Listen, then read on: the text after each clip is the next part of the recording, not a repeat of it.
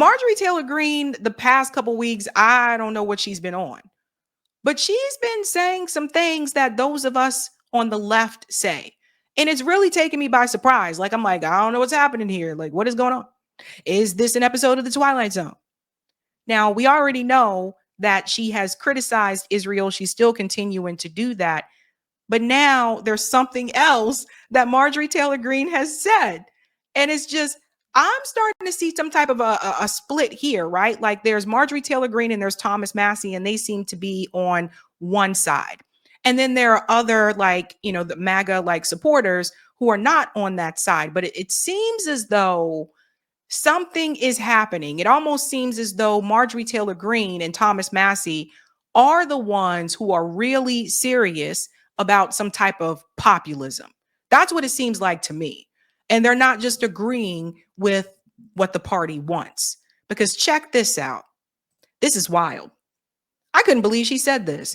Marjorie Taylor Greene said, "Hi, we need to completely abolish property taxes."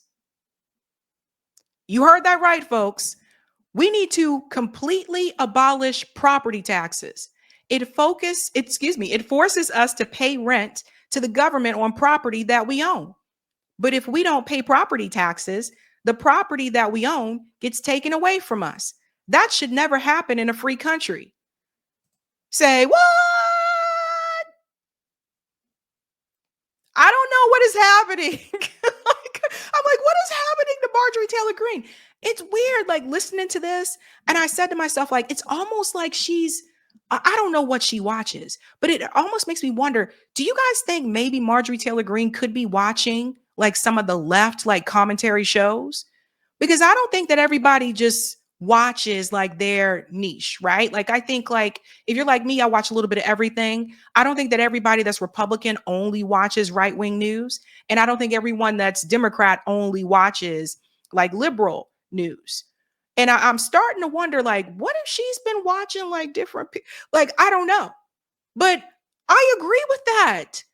This is something that I've been complaining about for quite some time. I never agree with property taxes either. To me, I don't agree with excise tax either. Like in some states, they call it car tax. In Massachusetts, it's called excise tax. My thing is, after I paid my car off, why do I still have to pay taxes for it? The car is paid off.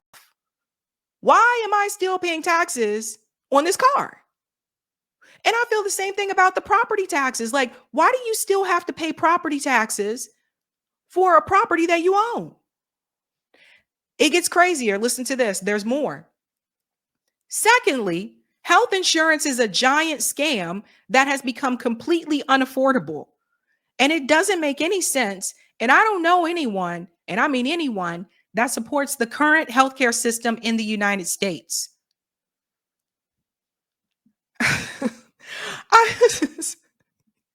It's like, I don't know what is happening. But AJ's like, what the hell is going on? These are American-only issues and such significant problems that we should be addressing them the same way we would if our house was on fire. America only. What the hell is happening to Marjorie Taylor Greene? So she's calling out property taxes, and now she's calling out health insurance companies. She said health insurance is all a big scam.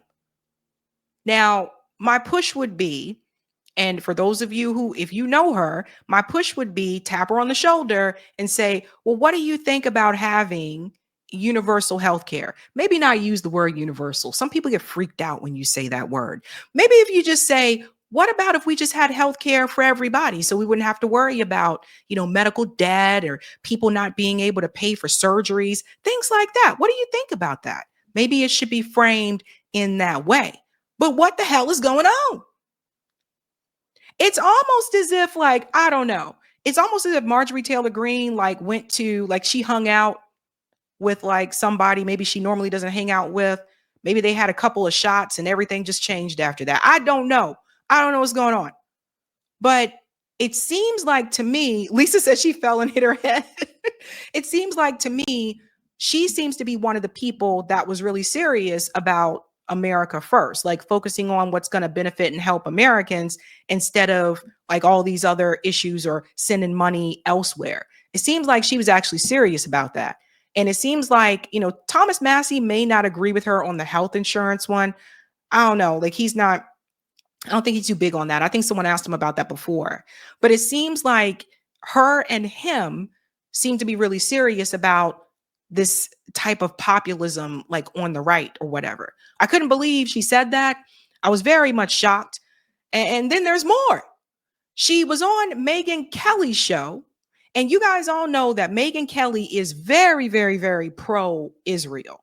Very pro-Israel. Listen to what she said on Megyn Kelly's show. Check this out. Ask more and more and more. Well, you're a person of very big influence. You've got a big voice. You've got a large audience. They also take a lot of influencers. They invite tons of influencers. Many of whom have invited me. Like, we're all going together, and will you come? Like, they seem to be coming at me from a number of ways, which only really kind of raises my hackles. Like, I'm not going. I'm going to stay right here. I can cover this conflict from here, and I don't wish to be wooed by any side. I actually don't wish to be persuaded. Have you been invited by any other foreign country? No. Okay, that's the part, right?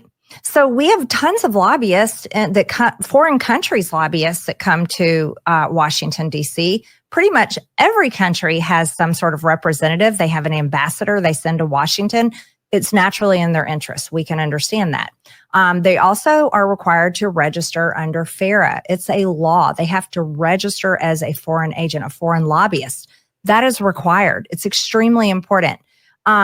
Here's the difference with AIPAC. AIPAC is not registered under FARA, under this law that requires anyone coming to lobby a member of Congress or a senator or department of the government and the federal government on behalf of another country. Pause here for a second. This is what JFK wanted to accomplish. He wanted Israel, that I think it was called the Zionist something at that point in time. It wasn't called AIPAC, but it was similar. He wanted it to register as a foreign agent. And you see, then JFK was assassinated, but he wanted that to happen. And so here's Marjorie Taylor Greene also saying that, yeah, all the other countries have to be registered under FARA, but Israel does not. So yeah, big problem, right? Big problem. But just for saying that, she is getting attacked by AIPAC. She's getting attacked by, of course, all the other, Israel lobbies. Some of the MAGA supporters have been attacking her, more so the influencers that are pro-Israel. They've been coming after her. But she seems to be standing firm on it, even though they came. And I'll say this, okay? Her criticism of Israel, for the most part, has been mild, right? Like, she's not agreeing with what Hamas did. Her criticism has still been relatively mild, and they are attacking her and calling her anti-Semitic. It's crazy, guys. It's crazy. So AIPAC argues, but we're Americans. Yes, they are Americans, but they are coming to Congress and to the federal government asking on behalf of the country of Israel. And I fully agree with you, Megan. We are not against Israel. We are all for their right to defend themselves, just as we are for any Jewish person on campus. Just as I think we could talk about young white males in high school that are constantly getting beat up. Yeah. Guess what? They should have a right to defend themselves too, and people should stand up for them as well. We think anybody that is a victim should be able to defend themselves. However, Israel is the only country I know of that has some sort of incredible influence and control over nearly every single one of my colleagues. And I told you her criticism of Israel is mild. Like, she still thinks Israel should defend itself. So there is still some work there that needs to be done. There's still some, I don't think she'll ever come as far as, those of us that say, well, Israel should not exist. I don't think she'll ever come that far. And I think part of that has to do with the religion, because she said this before, that she is a Christian. So she does believe that Israel should exist because of that. Although if If I had the opportunity to talk to her, I would explain to her how Israel in the Bible is not the modern day Israel of today. And that's not what the Bible was referring to. But I digress. That being said, the point that she's trying to make here to Megan, who Megan just seems to act so ditzy sometimes, is that Israel is the only country that doesn't have to, abide by these rules, that they're able to get away with it. And she has a problem with that. Now, remember, after October 7th, she was calling a lot of us Hamas apologists and all that type of stuff. And I don't know what happened, because it seems like you would think once Trump was in the White House, you would think she would have stayed on that course, but she didn't. So that's the other thing. She's also saying that, yes, people are starving in Gaza. Some of the Democrats won't say that. And then this is why, from what I understand, she doesn't take money from AIPAC. So this is it's just not a. If you're a Democrat like Gavin, we'll get to Gavin Newsom. If you're a Democrat like Gavin Newsom, and Gavin Newsom's position on Israel, I'm telling you right now, is also not good. Not good. But she's saying this, and she's a Republican. So it almost seems as though there needs to be some type of, and I said the same thing with the Democratic Party, right? For those who identify as progressives in the Democratic Party, there needs to be a separate party for people like Rashida Tlaib and Ilhan Omar. And I think there needs to be a separate party for people like Marjorie Taylor Greene and Thomas Massie, like that type of populism that exists on the right. It seems like she was really serious about America first, whereas others were not. Let's go on a little bit more. It is, I don't know how to explain it. I mean, I believe it, just given the amount of reach out I've had in this position, and I don't vote on anything, Yeah. And if I had taken money, I could see them really thinking that they had a right to control my speech or, my positions, which is why I never have. Of course, I mean, in what context would I? I don't take advertising from, random people. Like I always say, I have Genucel, whose cosmetics are really nice. We love good cosmetics. Yeah, but I can't be bought by a special interest group. But I can see it because, look, no one wants to feel like their position has been bought and paid for. But these politicians, they have. And so I can see why AIPAC would get mad if these politicians then turned on them and didn't support. It's like, what did my 3,800 times 3 get me if you're not going to vote for my issues? Exactly, because AIPAC are Americans, therefore they can legally donate to members of Congress and senators. So let's talk about how that works. AIPAC takes every single that they can, freshman member of Congress, their first year in Congress, they take them on a very special trip to Israel in August. August is our recess. It's our month-long district work period. That's Dems and Republicans, or just Republicans? They take both of them. Yeah. Yes. And they invite pretty much everyone, to my knowledge. So they take them on this trip to Israel. I guess they go on tours all around. I didn't go, so I don't know what they do there, but they take them on tours. Like the pictures we've seen recently of the speaker and other members of Congress at the Wailing Wall. Pause. Did you guys hear what she just said? So yeah, they do. They take members of both parties, Democrats and Republicans. But notice she said that she didn't go. And I want to correct myself here as well. Sorry about this, guys. Apparently she may have taken money from AIPAC in the past, a few $1,000s, but according to Open Secrets right now, she does not. So something, I don't know, something changed, something happened there. Sakina said she's watching Georgia hospitals close while the U.S. sends money to shit Rio. Yeah, this was the warning I gave people about those rural hospitals.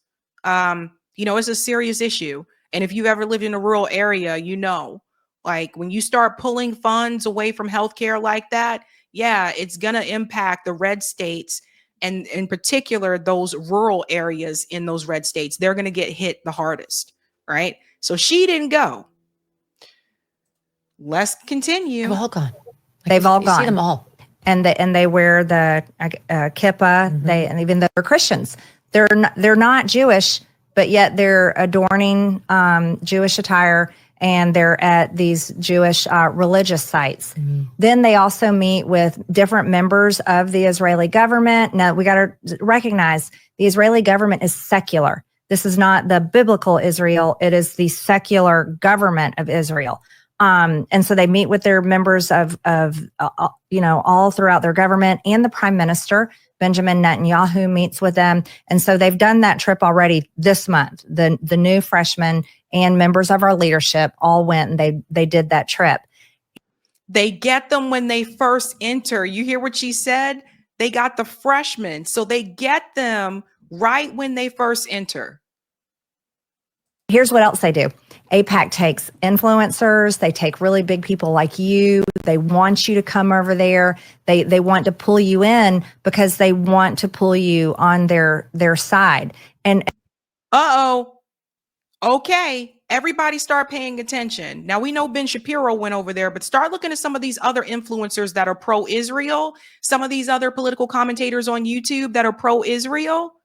Start doing some research to see who went there. Start knocking on some doors. Tim Pool, did you go there? Like I said, we know Ben Shapiro did. David Pakman, did you go? Because they pro-Israel. And see, this is another thing. That's why I said even so-called independent media, in some ways on YouTube, some of these people have also been corrupted. So do you trust, if they went over there to Israel and they met with Benjamin Netanyahu, you trust them to give you a fair position or to tell you the truth about what's happening in Gaza? I don't think so. And why is that? Okay.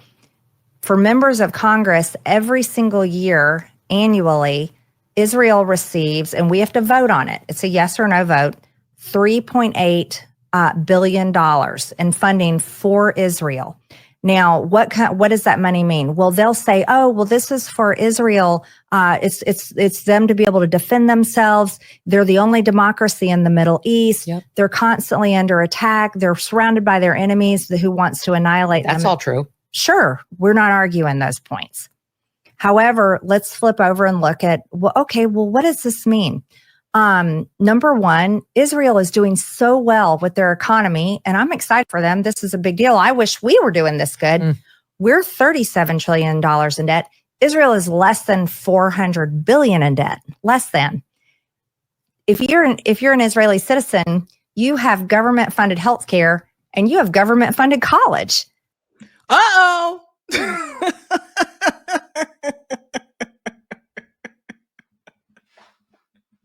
She said it.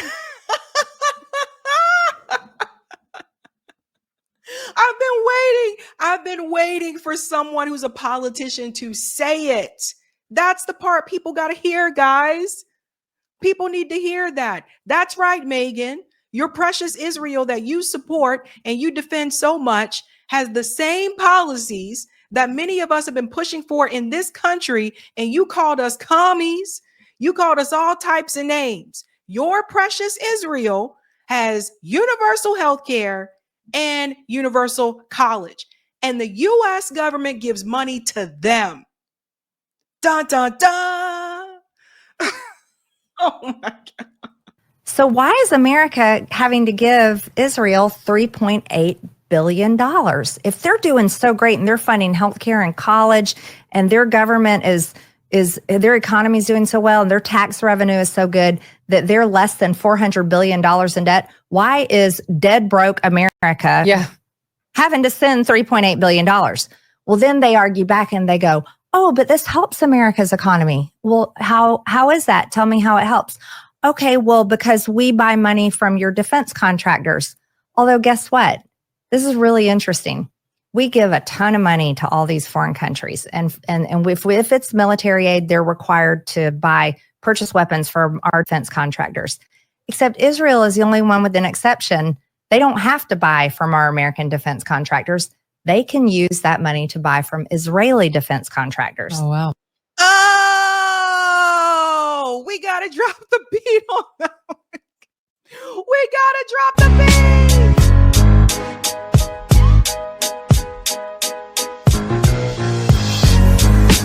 Yes,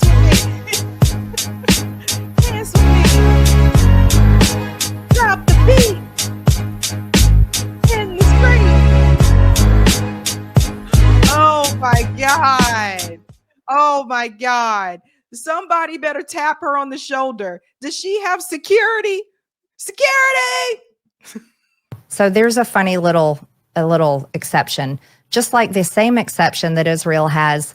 That this just came from Judge McFadden. He just had a ruling that you can burn any flag in the United States of America, and including our own American flag, except you can't burn the Israeli flag in America. Who said that? Judge McFadden. In what context? In his court. It just happened. Well, that's not going to be upheld.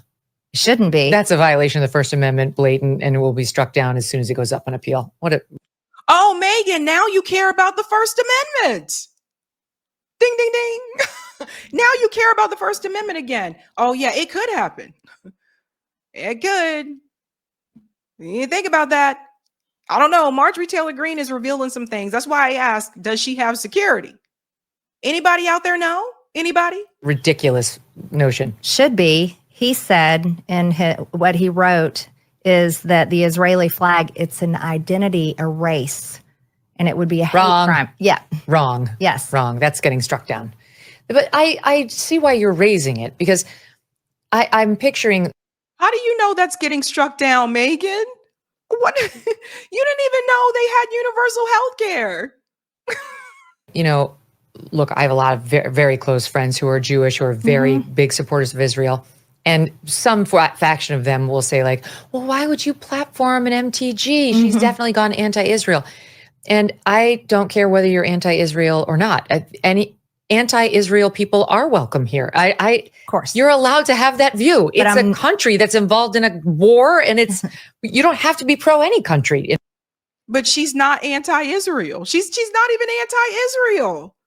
You see how Megan just simply believed what her friends told her without doing any research? Marjorie Taylor Greene isn't anti-Israel. She said this multiple times, that she still supports Israel, and she's not anti-Israel, but she doesn't support U.S. money being sent to Israel, and she doesn't support that there's a genocide happening in Gaza. Megan didn't do any research. Do you see what I was saying about just believing the propaganda that was, said into your ear instead of doing your own research?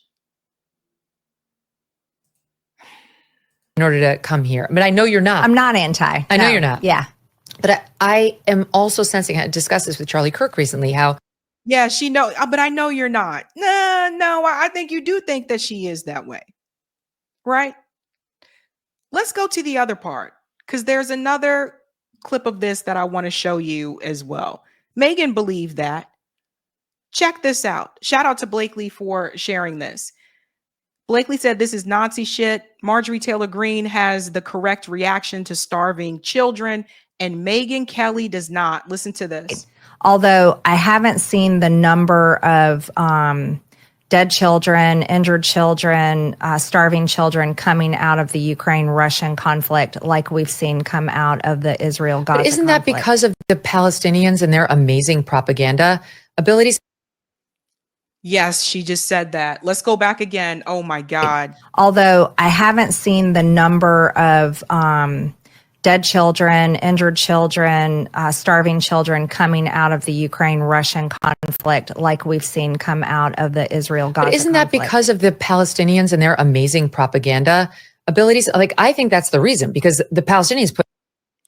So all the videos that we have seen is because Palestinians created propaganda. So we don't know what we're seeing with our own eyes. The American doctors who were treating children in Gaza and came back to the US to report what was happening, they're part of the Palestinian propaganda as well. The journalists who were killed in Gaza, the videos of children who were targeted, that's supposed to be Palestinian propaganda. With what? They barely have food. Most of them don't. People are starving, but somehow they managed to have some propaganda, just packaged up so neatly to send to the West. Are we serious? They don't have clean water, but they got propaganda packaged up for you? Megyn Kelly is crazy. Put all this on camera and release it. And they make sure that we see this, which is another reason to be suspicious of it. I don't know what I'm being fed or for what purpose. Yeah. You can go there, Megan. You can hop on a plane and you can go there and go see it for yourself. I think this is an excuse. I think what Megan is enduring here is that Megan has a lot of pro-Israel friends, and I think she's believing their BS. And I think that Megan has been brainwashed. And now, so when she sees those images, she had already been told before that it's not real, that it's fake, and all these other things. But there's a quick way to solve that, Megan. You can hop on a plane and you can go there and see for yourself. But we already know you're not going to do that, Meg. We already know you don't want to do that. This is what I meant about the propaganda, Americans being the most propagandized people in the world. She wants to talk about propaganda coming from Gaza, from people who have nothing. People who have nothing. You say there's propaganda coming from there, but there's no propaganda coming from the people who are in power that control the territory. There's no propaganda coming from the people that are killing the children. This is how the brainwashing works. And we'll prove her wrong very quickly with the recent report that just came out. The Ukrainians aren't doing that, and the Russians aren't doing that. But why not, though? Why isn't Ukraine and Russia they're not good at propaganda. doing that to each other? See, this is Well, I don't know. I think Zelensky's pretty good at propaganda. Maybe, but I guess he doesn't have like the lifelong commitment to it that the Palestinians. I mean, since I've been in news, the Palestinians have been doing that. Although, so do you guys see what's happening here? Right? So Megyn Kelly has been very propagandized. She had already convinced herself a long time ago that she didn't like not just Palestinian people, she doesn't like Muslim people. This ain't the first time I've heard her say things like this. She was saying things like this before October 7th, okay? So she already had that disdain for Muslim people. She really wants you to believe that the images, the doctors, all the people who came out of Gaza, the Americans, that this is all propaganda. Well, guess who admits it's not? Israel.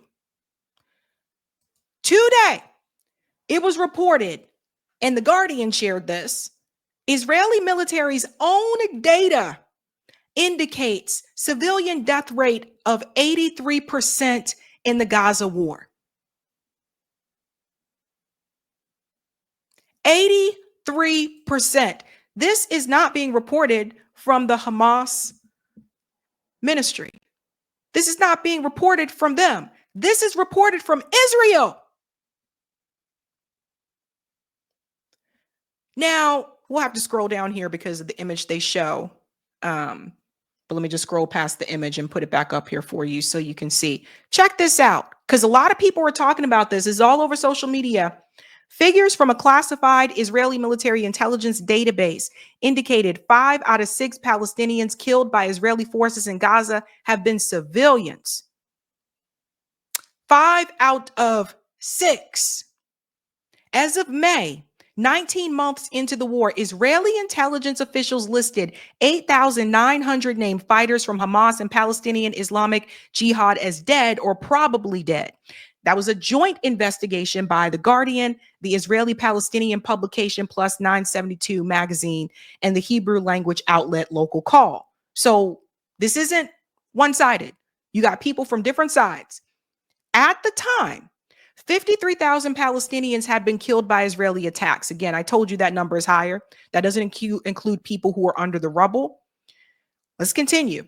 Fighters named in the Israeli military intelligence database accounted for just 17% of the total, which indicates that 83% of the dead were civilians.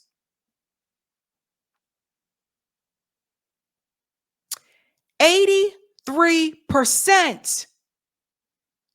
Look at the comparison. Rwanda, 99.8%. Mariupol, 95%. Srebrenica, 92%. Gaza, 83%. Gaza is ahead of Bosnia. Remember the Bosnia? They said that it was a Bosnia genocide? 57%. Gaza is ahead of Bosnia. There were Bosnian refugees who moved to the United States after that happened. So what in the what? Okay? So since Megan doesn't want to trust the information that is coming from Gaza. Well, maybe you'll trust the information that's coming from Israel's own numbers, their own reports. 83%.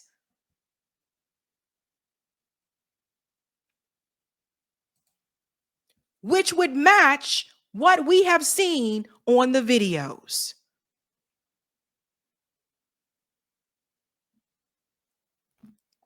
So I don't know, again, what's happening with Marjorie Taylor Greene. Marjorie Taylor Greene appears to have, I don't know. And I'm starting to wonder, maybe she is watching like left commentators. I don't know what's happening.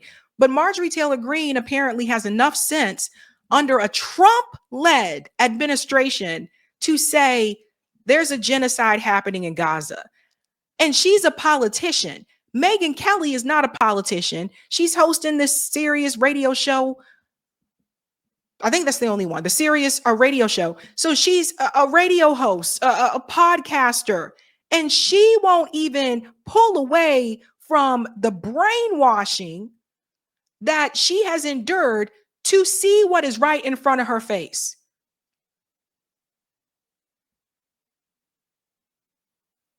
It's crazy. It's wild.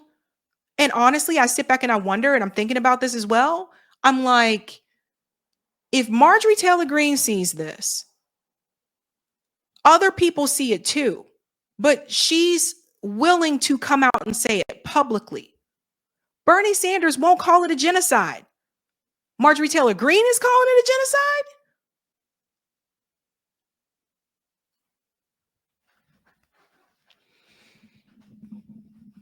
I don't know, guys. I mean, when I say this means war, it's just like, yeah, you know what I mean?